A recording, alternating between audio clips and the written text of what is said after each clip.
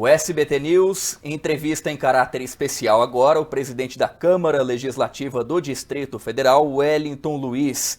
Presidente, muito obrigado pela sua participação aqui com a gente.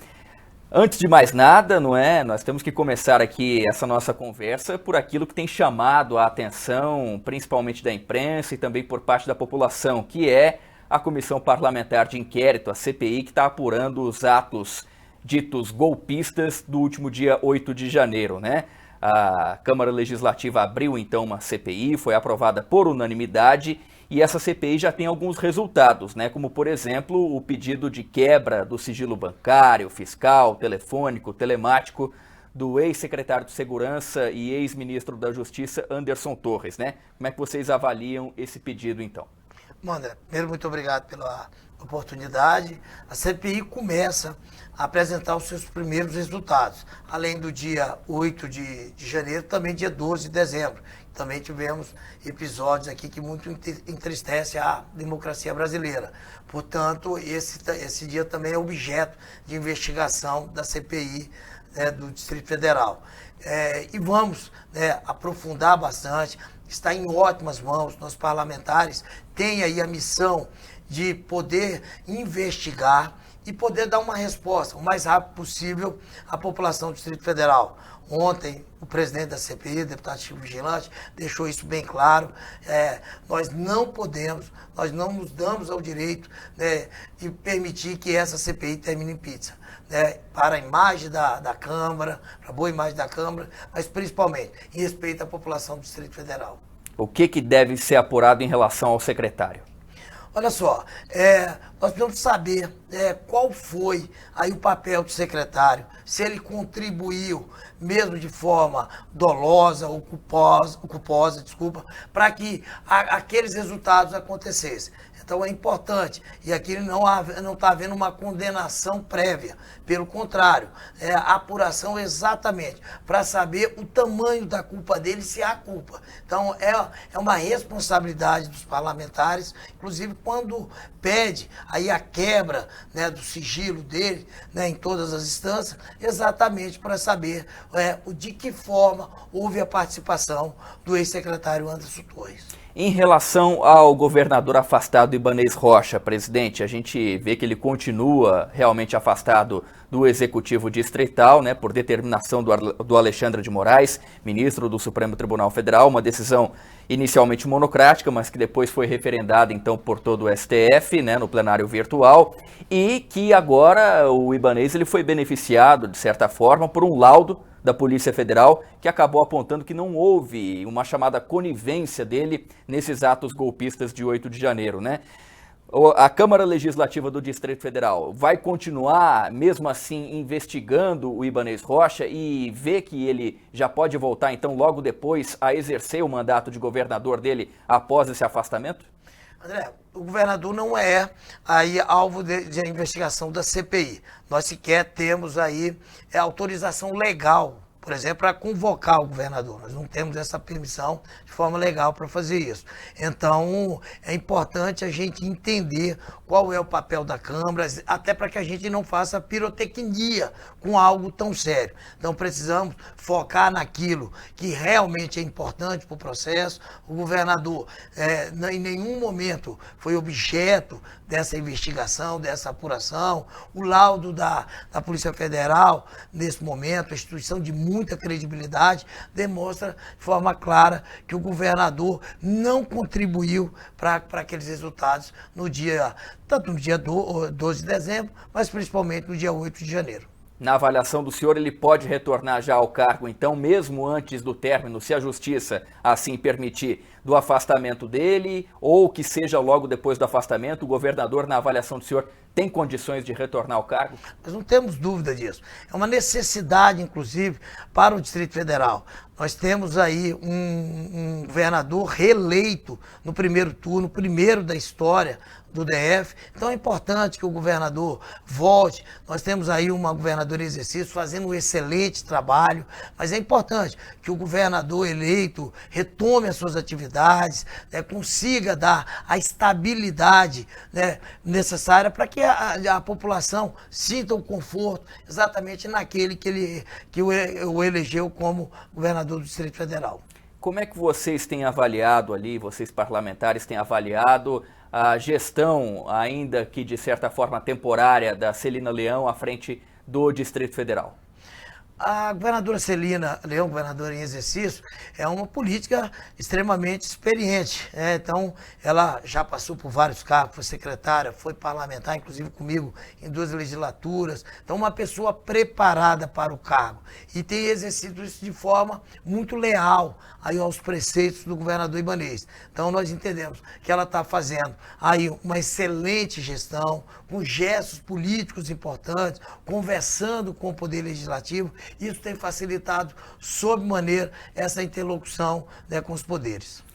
Presidente, a gente sabe, obviamente, que o trabalho da Câmara Legislativa não se resume à Comissão Parlamentar de Inquérito, que investiga os atos golpistas, mas também tem outras prioridades, né, no bojo dos trabalhos que começam nessa legislatura de 2023, né, nesse quadriênio agora próximo.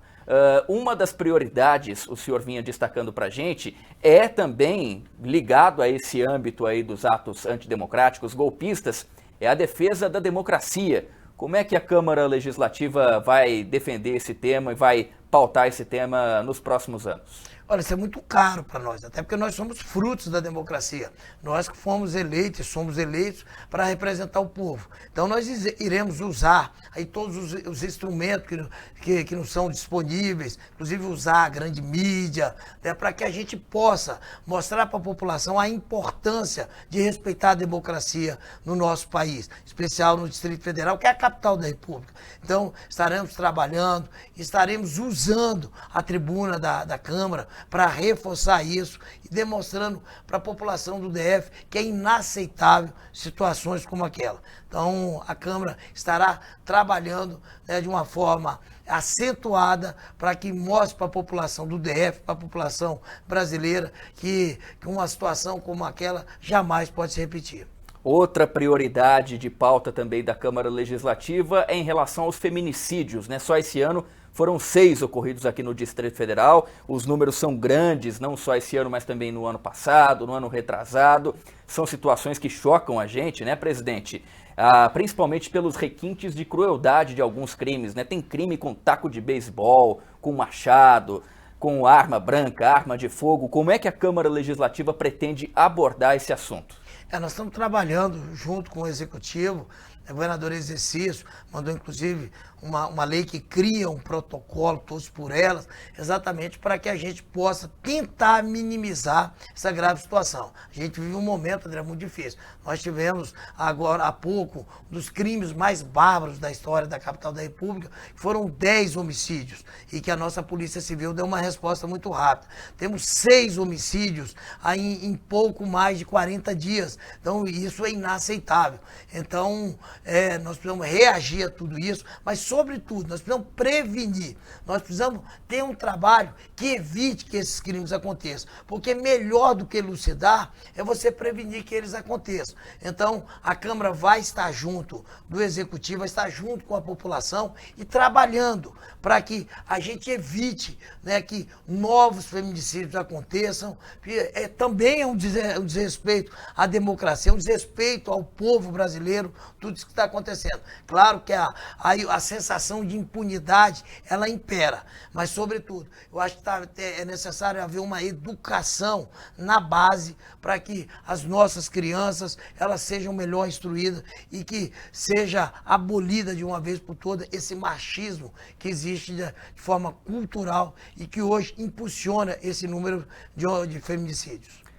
Presidente, além dessas questões que a Câmara Legislativa coloca como pautas prioritárias, tem outras questões que acabam vindo à tona também e que muitas vezes, de certa forma, até pegam o Legislativo de surpresa, né?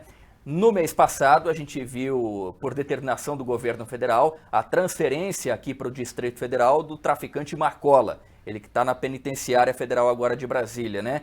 Como é que a Câmara Legislativa vai lidar com esse problema? Ou, se não é um problema, como é que a Câmara Legislativa se posiciona? Não, é um problema sim, viu, André? É algo que nos preocupa, principalmente nós que somos policiais, que estamos no parlamento representando, né, a nossa categoria, representando a população do DF, isso nos preocupa bastante. É a terceira vez que o Marcola vem para cá, e todas as vezes nos traz problema. E a preocupação maior não é apenas com a segurança lá do sistema penitenciário, onde ele está, mas com a estrutura que um presidiário, né, do tamanho do Marcola, do risco das quais a população acaba sendo submetida. Então ele traz um escritório, traz uma estrutura e que faz com que haja por parte da Polícia Civil do Distrito Federal, das forças de segurança, um cuidado muito maior. Então a nossa polícia vai ter que agora deslocar energia, né, para todo esse aparato criminoso que está próximo aqui, quando poderia estar agindo e combatendo outros crimes, como o feminicídio e outros que já, né, nos perturba tanto. Então é importante a gente entender que a vinda de um presidiário como Marcola para o DF realmente traz um transtorno muito grande. Nosso efetivo é pequeno, né? As nossas polícias hoje não estão devidamente valorizadas, são reconhecidas, mas não estão devidamente valorizadas, e é importante, então, que haja aí, né, um incremento, né, de pessoal e de estrutura para que a gente consiga, então, combater, né, todo, a gente chama de escritório que vem junto com ele, para evitar que outros crimes ocorram no âmbito do Distrito Federal. Presidente, para a gente encerrar essa entrevista especial, está começando agora uma nova legislatura na Câmara Legislativa do Distrito Federal. O que a população aqui do DF pode esperar em relação aos 24 parlamentares, né? Alguns deles reeleitos, outros novos que acabaram então tomando posse, né? O que a população pode esperar, não só daqueles que fazem parte desses 24, mas também da diretoria especificamente? Olha só, André, a gente tem uma missão extremamente importante. Uma delas é dar credibilidade ao trabalho do Legislativo. Isso é fundamental. E nós sabemos que repousa sobre os nossos ombros, né, essa responsabilidade. Então nós vamos trabalhar muito para que a população acredite aí, não só nas leis que são propostas por nós, mas no trabalho de fiscalização, né, no apoio que a gente tem que dar à população em temas importantes como esse que nós citamos há pouco. Então a Câmara, ela precisa estar mais próxima à população do DF. Ela precisa conversar, né, com os moradores do DF. Quem são os principais especialistas na área de educação? São os professores, são os educadores. Na saúde, são os médicos, enfermeiros, auxiliares. Tem que haver uma relação muito, muito melhor, muito mais próxima, exatamente para que a gente possa transformar aí as necessidades da população em resultados. Então, a gente pede, mais uma vez, um voto de confiança da população do DF para que a gente possa, assim, nós somos eleitos para isso. Nós somos servidores da população do DF e temos obrigação de fazer o melhor. Tá certo. Presidente da Câmara Legislativa do Distrito Federal, Wellington Luiz, muito obrigado pela participação aqui do senhor. Nós que agradecemos a oportunidade, estamos sempre à disposição.